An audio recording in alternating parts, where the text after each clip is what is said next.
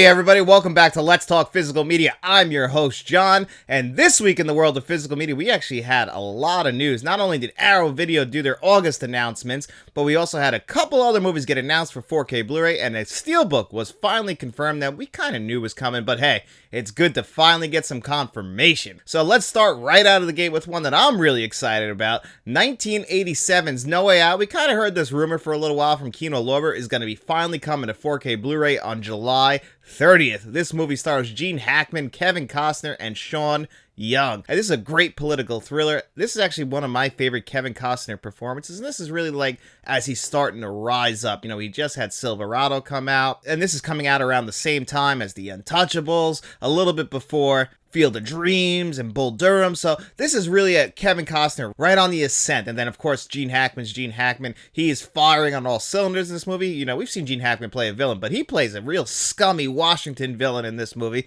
And then Sean Young is great. She's all over the 1980s. A lot of 1990s kids probably remember her most as Lieutenant Einhorn from Ace Ventura. But, I mean, she's in Blade Runner. She was originally supposed to be in Batman 1989. And she gives a great performance, although a very sad performance, in No Way Out. I just think No Way Out is really one of the most underrated thrillers of all time, and definitely the most underrated thriller of the 1980s, and I think it definitely is worthy of a fantastic 4K Blu-ray. And Kino Lorber, I'm really glad that they're the ones doing it, because it should be a pretty good transfer, but of course, it probably won't have that many new extras, but either way, I'm really excited for this movie to be coming to 4K Blu-ray. And then I know all my Jaws people are really excited for Jaws 3 and Jaws the Revenge coming to 4K Blu-ray on July 23rd, finally completing the collection. We had Jaws on 4K, we had Jaws 2 on 4K last year, and now we got to complete the set with 3 and The Revenge. Now, these are obviously the least loved Jaws movies, but the Jaws fans out there like Shamrock Balls, aka David, he loves Jaws 3 and 4. He's just a big fan of the franchise, so I know he's excited about this, and they did kind of go the lazy route when it comes to extras and packaging, but I'm still really happy that 3 and 4 are coming to 4K Blu-ray. I'll be getting the standard edition from Groove, which both are selling for about $25 right now. I'll do a review here on the channel,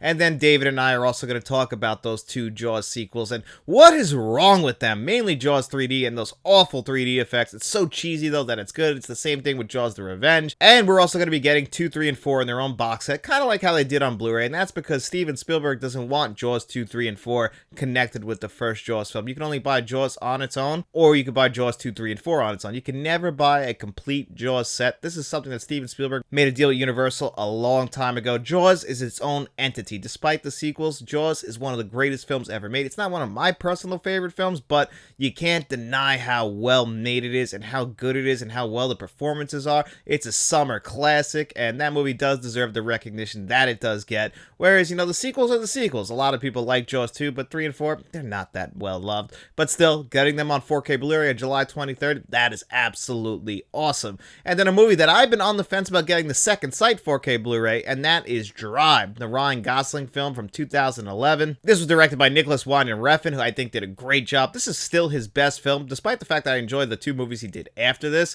I actually saw one for the first time, The Neon Demon, this year, and I absolutely love that movie. He's got a certain style, but I think he really stuck the landing most with Drive. Not only does Ryan Gosling give a great performance in it, but you also get Albert Brooks playing a very scary villain, which is so different from anything Albert Brooks has ever done. He's great in Drive. Bryan Cranston is in this movie, and it's just overall a fantastic film with a fantastic Sith-heavy score that I absolutely love. And those visuals, I've been dying to see them on 4K Blu-ray. I just have the regular release 2011 Blu-ray, which, you know, it's alright, but I would love to see those 4K visuals. I'm glad I held out and didn't get the second sight 4K Blu-ray. I'm sure it's probably the same scan, but I'm not 100% sure about that. But more than likely, it will be the same scan, and we're going to get this US release from Sony. So either way, it should be a fantastic release. Sony's been doing this a lot, where they're releasing a lot of their 4K Blu-rays just in steelbooks, no standard edition. They're doing this with La Femme Nikita 2 this month, so it's very strange that they're not choosing to put out standard editions. I've noticed this a lot with a lot of companies, actually. They're just putting out steelbooks, no standard slipcover edition or just standard edition. I don't know if that's just becoming a thing. Maybe they want a little bit more money because you can charge a little bit more for the steelbooks, but they're not overcharging, so I'm not too sure what the reasoning is. Maybe they've noticed that collectors prefer steelbooks. I'm not 100% sure, but let me know, what do you guys think? Why is that been happening lately? And then another thing that was announced other than Drive is Friends. Yes, the Friends TV show from the 1990s and early 2000s, one of the most popular, if not the most popular TV show of all time, is going to be getting a 4K Blu-ray release, which did surprise me. I didn't know how the show was shot, especially from like the 1990s. That's why we don't get a lot of TV shows on 4K Blu-ray, but apparently this show was shot on 35mm film, so of course it should look fantastic on 4K Blu-ray. There's just certain shows that people always want to own in the best quality ever. I know for me, I want The Sopranos on 4K Blu-ray, I want The Wire on 4K Blu-ray, and I would like Breaking Bad on 4K Blu-ray. Those shows, if they ever come to 4K, or if they already have come to 4K, those are the ones that I want. Now, Friends, I really enjoy Friends. I watched the finale of Friends in 2004 when it aired. It was a show that me and my mother used to watch. Always enjoyed the show. I haven't really run back to it too much. I don't think it's aged that gracefully, but so many people love the show, so of course it is worthy of a 4K Blu-ray upgrade. I know so many people are excited about this one. I would have to say, like, some of the most popular sitcoms of all time would be Cheers, Seinfeld, and then How I Met Your Mother from the 2000s. Like, all these shows, they're the kind of TV shows that are worthy of a 4K Blu-ray release. I feel like the fans would definitely grab that. So I'm actually very curious to see how Friends sells on 4K Blu-ray. Does the TV audience come out for this one and grab it? I'm not entirely sure. Or is it just going to be the regular old physical media collectors who want to own all their TV shows on 4K Blu-ray? TV shows are the one thing I haven't really dipped my toes in that much. I own a few shows on 4K Blu-ray, and then I own another few shows on Blu-ray, and I even own some shows on DVD. I never even upgraded the Batman the Animated Series collection. That's definitely one I need to finally grab, the Blu-ray set, but I just love the artwork on my DVD collection, and I don't really run back to it too much. Usually if I want to watch an episode of Batman the Animated Series, I know this is tough to admit, but I will usually just turn on an episode of Max, because for the most part now when I watch Batman the Animated Series, I'll just watch an episode before I go to bed. It's like same thing with the X-Men series, which, by the way, have you guys watched X-Men 97? I watched the first episode. It seemed pretty good. Is it worth it for me to stick with it? Let me know in the comment section if you guys are watching X-Men 97. It's a continuation of the animated series from the 1990s, which is another one of my favorite animated TV shows of all time. So I'm curious if I should stick with it. Just don't really have enough time. If it's that good, though, maybe I'll keep up with it. Arrow Video also announced their August releases for 2024. And in case you're wondering, why did I change my clothes? Well, I recorded the rest of the show on Thursday, and it is now Saturday night. And I wanted to make sure we talked about Arrow's August 2024 releases, because there were some pretty big announcements in there. The biggest one probably for a lot of people is the Robert Rodriguez Mexico trilogy. This is El Mariachi, Desperado, and Once Upon a Time in Mexico. The thing that's a little bit strange about this, and it will be getting its own solo release, that's Desperado will be getting its own solo 4K Blu-ray release, but if you were to buy the entire trilogy, you will only be getting Desperado on 4K Blu-ray. And a lot of speculation as to why, and I can pretty much figure out why El Mariachi hasn't gotten a 4K Blu-ray release and it's just going to be coming to Blu-ray. The original one was shot on 16mm film. Really low budget stuff. I can't remember what the budget was, but I think it was like under $100 grand. You know, this is Robert Rodriguez's passion project, El Mariachi, so, you know, I understand why that wouldn't come to 4K Blu-ray. Now, as far as Once Upon a Time in Mexico, I'm not too sure. I saw somebody saying that that was shot on digital, and maybe that's why. I'm not entirely sure, but we will be getting Desperado on its own, and I haven't watched the Mexico trilogy in a very long time, so I'm overdue for it, so I'll probably end up buying that. But the only real issue is that Arrow Video has a lot of other stuff out in August that I'm really excited about. Now, they are both UK releases, and that is Heathers, starring Christian Slater and Winona Ryder, which is one of my favorite movies of the 1980s, so I don't care. I will be importing that 4K Blu-ray because I must have it. I almost rewatched Heathers the other day, and I was like, and then I saw the announcement, I'm like, yeah, that's it. I'm getting that UK release. I don't care. It's also got an Arrow Video store exclusive, which I think is probably a little bit better looking than the regular edition, so either way, or I'll have to import it, so I'm hoping I can get that Arrow Video store exclusive, but probably not because I live in the United States, so I'll just have to get the regular old-fashioned edition. But either way, I'm so excited that Heathers is going to be coming to 4K Blu-ray. I'm not too sure why it's only coming out in the UK. That means somebody here in the US has the rights to that, and they don't want to let them release it here in the United States. And the other big one, and I know why this isn't getting released in the United States, because we already had it released in the United States on 4K Blu-ray, and that's The Silence of the Lambs. And I actually did a video here on the channel comparing the Criterion Blu-ray release and the Kino Lorber 4K Blu-ray release, and I actually found that the Criterion release was slightly better than the Kino Lorber 4K Blu-ray release, to the point that I actually gave my cousin Matt my Kino Lorber 4K Blu-ray because I felt like I didn't need it. Now, I will probably be importing that United Kingdom release, but the only thing is it a brand new scan? They're only promoting that it's going to have they're going to be restoring the original 2.0 sound mix, but they aren't going to be restoring the film. It doesn't say, at least in the initial press release, but I'm not too sure. I think that they would have a new scan, but it's all speculation at this point. Hopefully we get more information as it comes closer, because if it doesn't get a visual upgrade, then I'm probably going to skip it because, again, I have the Criterion Blu-ray release, which I feel like at this point is the definitive edition. But, you know, I'm hoping that they got some upgrades because there was definitely room for improvement on the Kino Lorber and the Criterion release of The Silence of the Lambs. And The Silence of the Lambs is one of my favorite films of all time. So, of course, I want to get that UK release. I understand why that one's not coming out in the United States. And there were some other announcements as well. Clash of the Titans and Wrath of the Titans, those Sam Worthington movies that came out in 2010 and 2012, which I do not think are very good at all. But if you do like those movies, they will be coming to 4K Blu-ray. And one that I'm not too familiar with, this is an Arrow Video Store exclusive, but it is the Jörg Buttergeist collection. I am sure I'm butchering this guy's name wrong. This is a German director, and this is, you know, he makes genre films. I have never seen any of his films, or at least I'm not aware of any films that I have seen from him.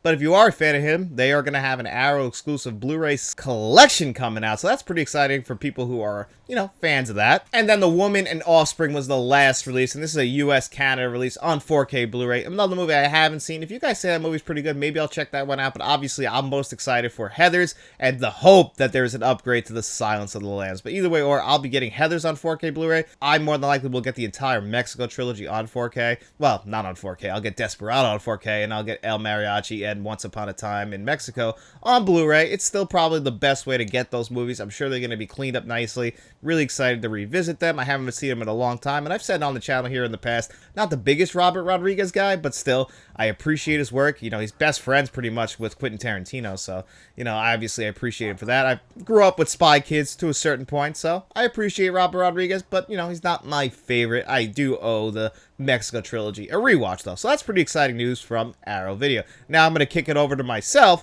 for the Q&A portion of this week's show. And now it's time for the Q&A portion of this week's show, and our first question comes from @Sprazy110. What's the most you've spent on an item in your collection?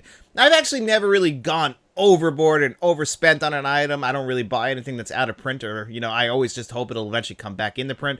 Don't really have that much extra money lying around. Really, I'm just, I'm cutting it close each and every single month, so every single purchase I make, I have to really pay attention to because it could break the bank. So there aren't too many things in my collection that I broke the bank for, but there are a couple items in here, and all three of them are collections that I spent well over $100 to get. One of them was this 30th anniversary Sony's Pictures Classics 4K collection that came out last year. This is one of my favorite pieces in the collection as well. I love all the movies that are in here. Now, obviously, not everybody loves these type of movies. You know, this was something really for, like, some kind of highbrow art. Obviously, Sony's Pictures Classics, they put out a certain type of movie. They're not movies for everybody, but I love these movies, and I was really happy to get, I had to get them. And this was actually a Christmas gift from my wife, so I didn't buy it, even though we do share money, but still, I was so happy to get this one. And then the Columbia Classics Volume 1 and the Columbia Classics Volume 2. I had to get both of those 4K sets day one. I didn't get 3, and I still haven't picked up 4. Both of those I'm waiting for sales.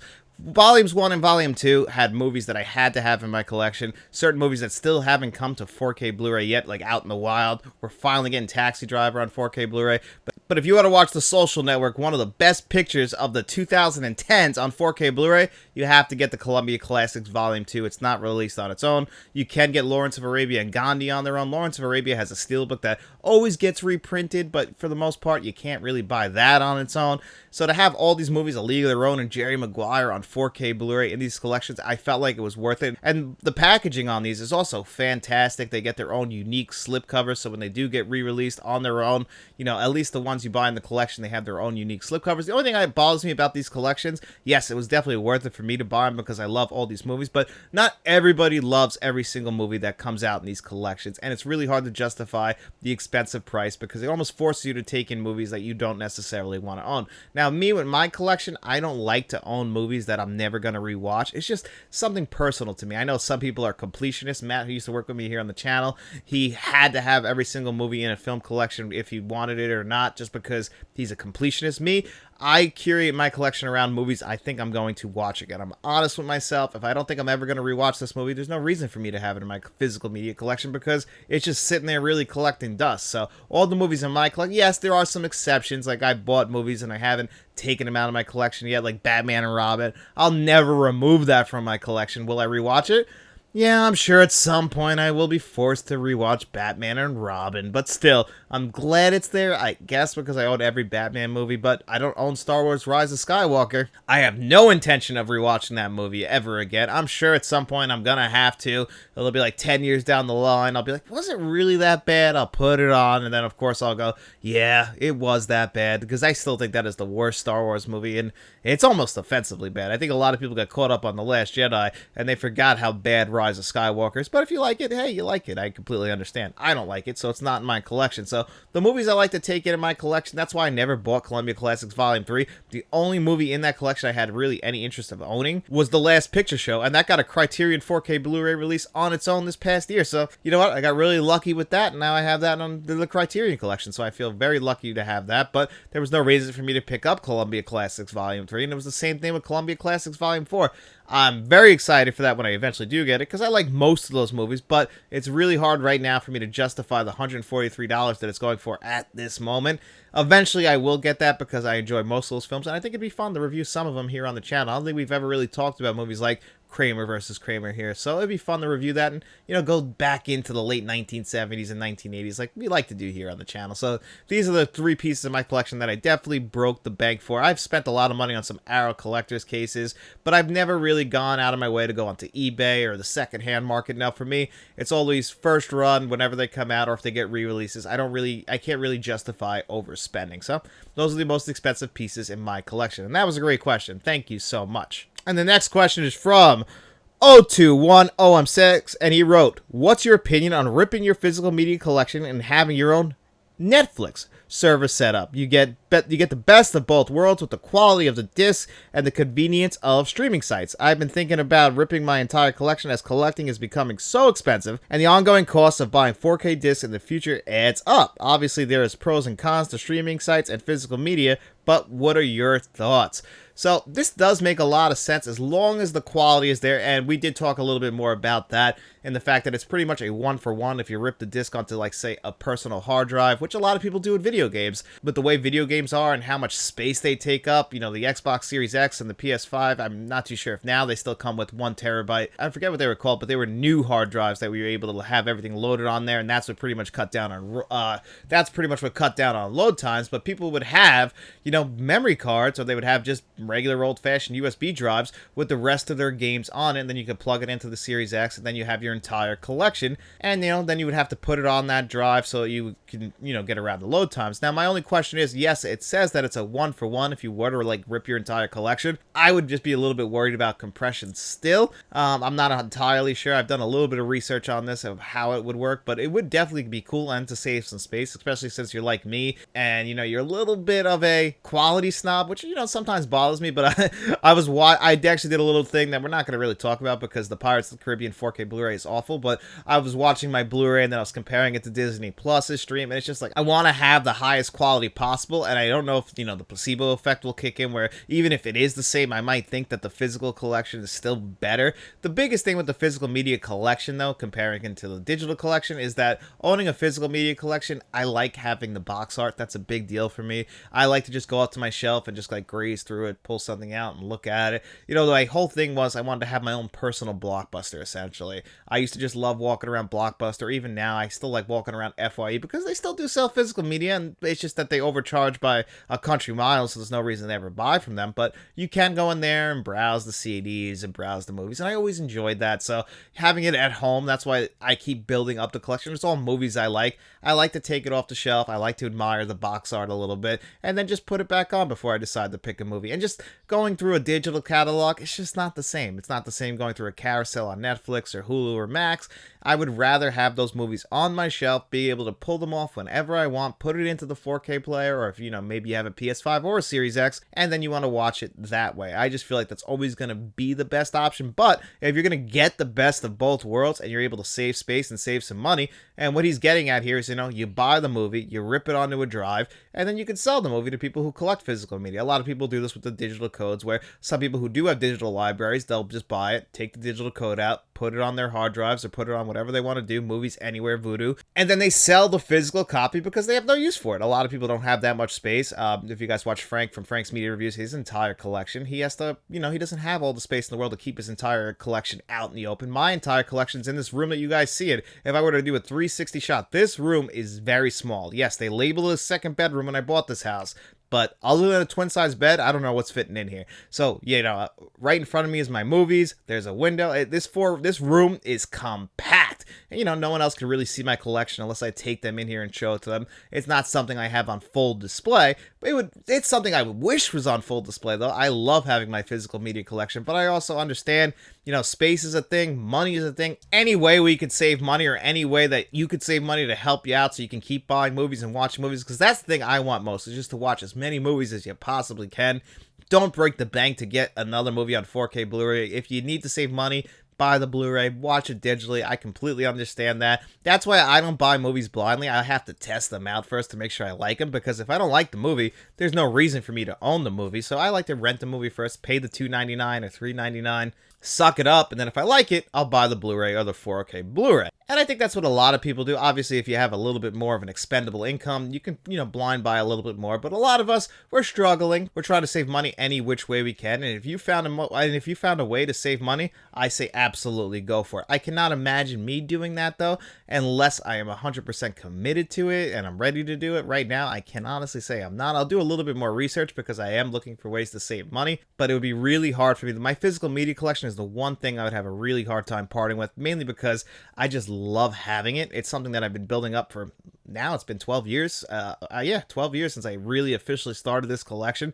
It was slow going in the beginning, but I was always proud to have it. It was always something I always wanted to have.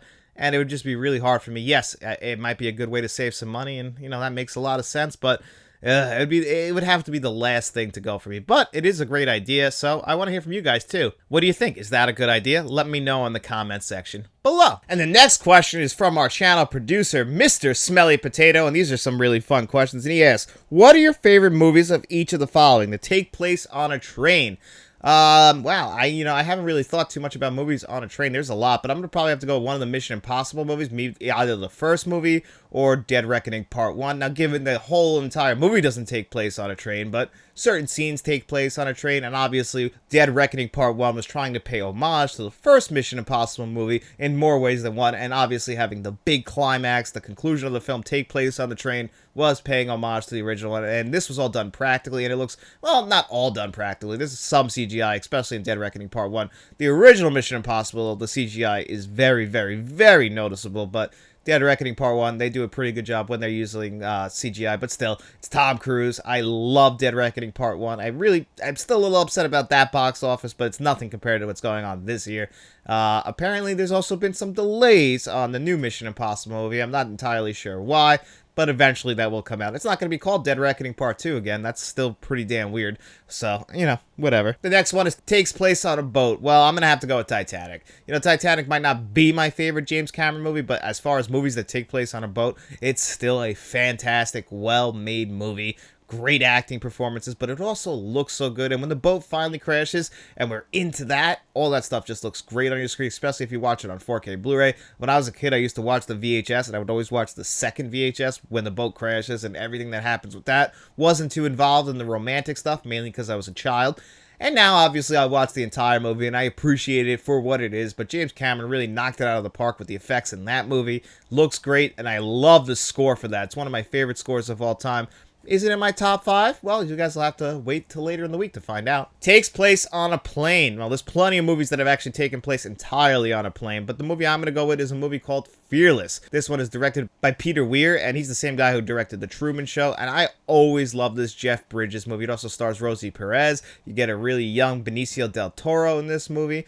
but it's really about surviving, like what survivor's guilt. You know, Rosie Perez and Jeff Bridges, they survived this plane crash, and they don't show you the plane crash at the very beginning of this movie. They actually drag it out throughout the entire film, like showing certain scenes, and then they finally show the entire plane crash. So the way that this movie is structured non-linearly, I absolutely love those choices. I think this is a very fantastic movie that I feel like has gotten lost to the test of time, and it really shouldn't have, because Fearless is one of those special movies that I really think will tug at your heartstrings and really make you appreciate life a little bit more. It is that damn good. So maybe one day it'll come to 4K Blu-ray, but definitely check out Fearless. Takes place in ancient times. Well, like, I want to say Braveheart, but I feel like Braveheart might be, I don't know. I don't know if that would be considered ancient times. So I'll say Gladiator. Gladiator is a fantastic Ridley Scott movie. We're getting Gladiator 2 next year, so no better time than to revisit Gladiator than now. And Gladiator is an all-time classic film. It's not my favorite Ridley Scott movie, but it would still fall into the top 10 of Ridley Scott films. Russell Crowe is great in it. Joaquin Phoenix plays just such an asshole, but he's great at that too, and it's a fantastic movie.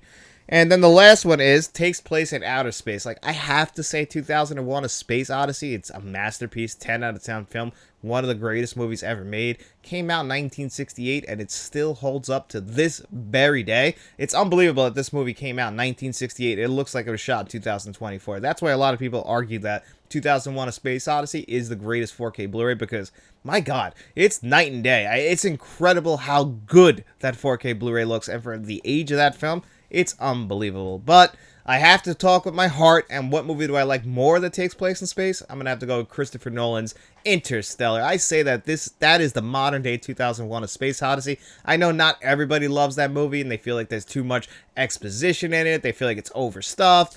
You know, too much emotional manipulation. I've heard it all. I completely understand, but you get great performances. One of the best Hans Zimmer scores of all time is in this movie. Those emotional moments, they do work for me. I think Interstellar is a masterpiece. I know not everybody loves that movie, but I'm going to have to go with my heart and say that I enjoy that movie more than I enjoy 2001: A Space Odyssey, despite the fact I absolutely love Stanley Kubrick's masterpiece. But that was a great question, Mr. Smelly Potato. Thank you so much, buddy. I really do appreciate it. And the next question from Sprazy110 is, if you could only have one boutique label in your collection, which would you pick? You'd have their entire back catalog and future releases. Well, this is a little bit easy for me. If you guys have watched this channel for any certain amount of time, you guys know that my favorite boutique label is the Criterion Collection. They have over 1,000 releases right now, including releases from great directors who have their own entire collection, like Ingmar Bergman or Wong Kar-wai.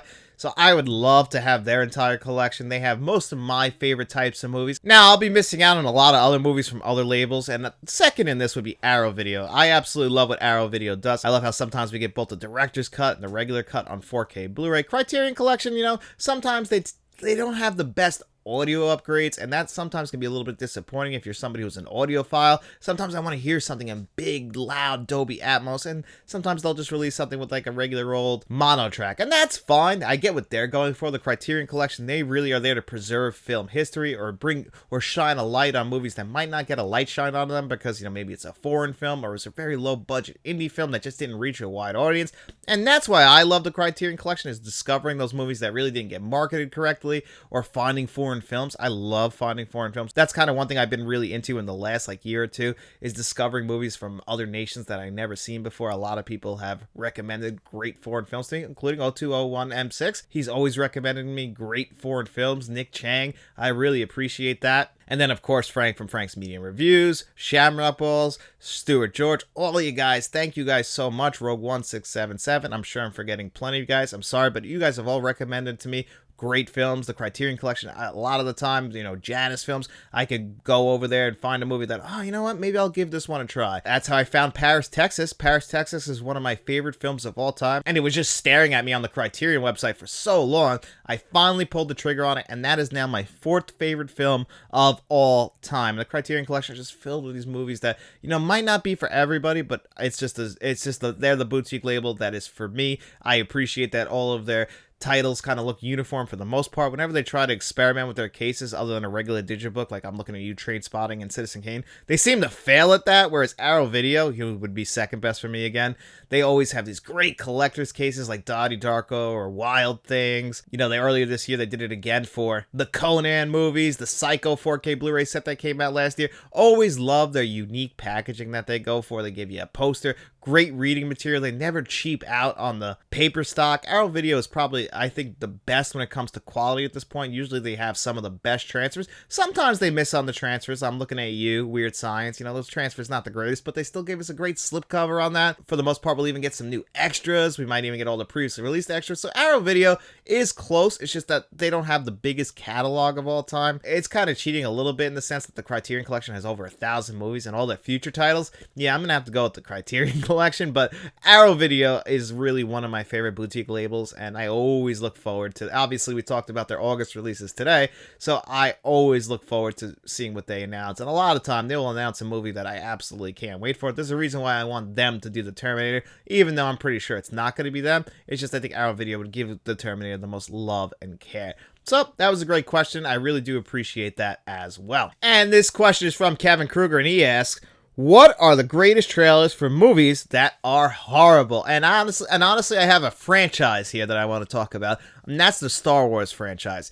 Every single Star Wars trailer, no matter how bad or how good the movie is, always has a great trailer. The Phantom Menace trailer in 1999 was a huge deal. I mean, people were excited for it. It also has a great poster where, it's young Jake Lloyd, Anakin Skywalker, shining a shadow, and then all of a sudden it's Darth Vader. Like, hey, this kid's going to grow up and be Darth Vader. He's going to be a real piece of shit. So I love that. And, people were excited for the Phantom Menace. And then, of course, the Phantom Menace came around then. It wasn't loved at the time. It's kind of come back around. And then you had, the Attack of the Clones trailer. Again, people were thrilled for that. Revenge of the Sith. People didn't love the prequels. I know nowadays the prequels have kind of gotten a resurgence, but at the time, people didn't love the prequels. I love Revenge of the Sith, but I hated episode 1 and 2. Come a little bit around on episode 1. Still don't love it. Episode 2 I hate.